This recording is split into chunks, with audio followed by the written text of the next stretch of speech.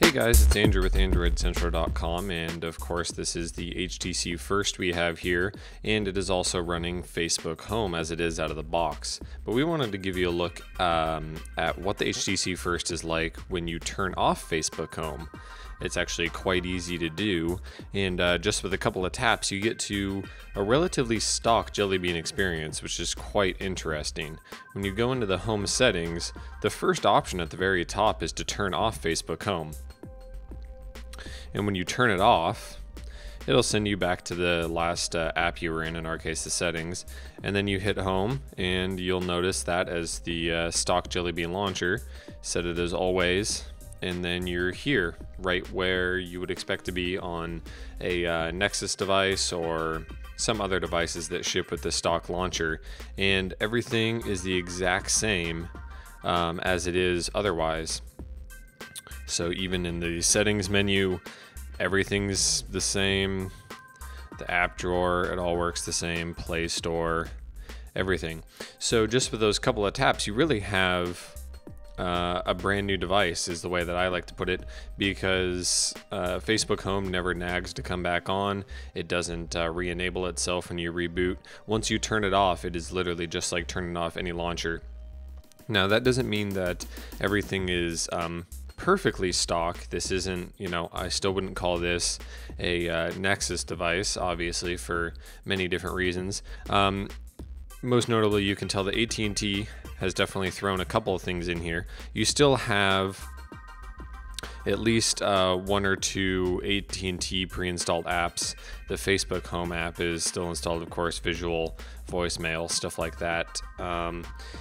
And you also noticed up here at the top, you'll have the NFC icon that AT&T likes to throw in its devices whenever you have NFC turned on, which can be a little annoying.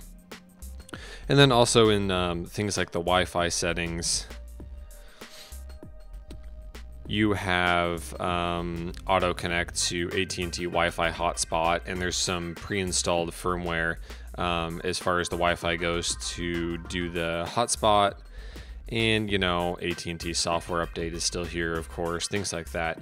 But otherwise, as far as user experience, user interface goes, it is about 98% of the way there of what you would get from, say, putting a stock ROM on devices that is supported. And performance and usability is actually extremely smooth. Haven't found a single hiccup. We only have a Snapdragon 400 processor in here. It's not the 600 or the 800, but pair that with 1 gig of RAM and a 4.3-inch screen, and it's really nice and extremely smooth, and we don't have any issues with the way that it performs.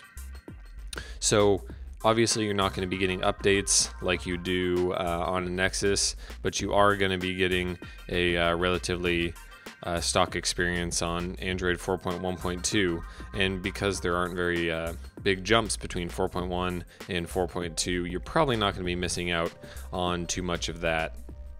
And of course, if you ever want to go back to Facebook Home, you always have that as well.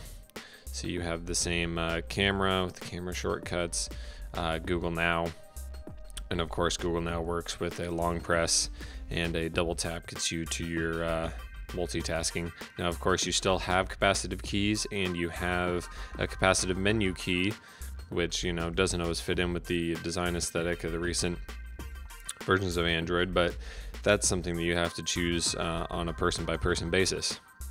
So thanks for taking a look at this, guys. We just wanted to give you a quick overview of what the HTC First is like when you turn off Facebook Home, and how easily that can be accomplished.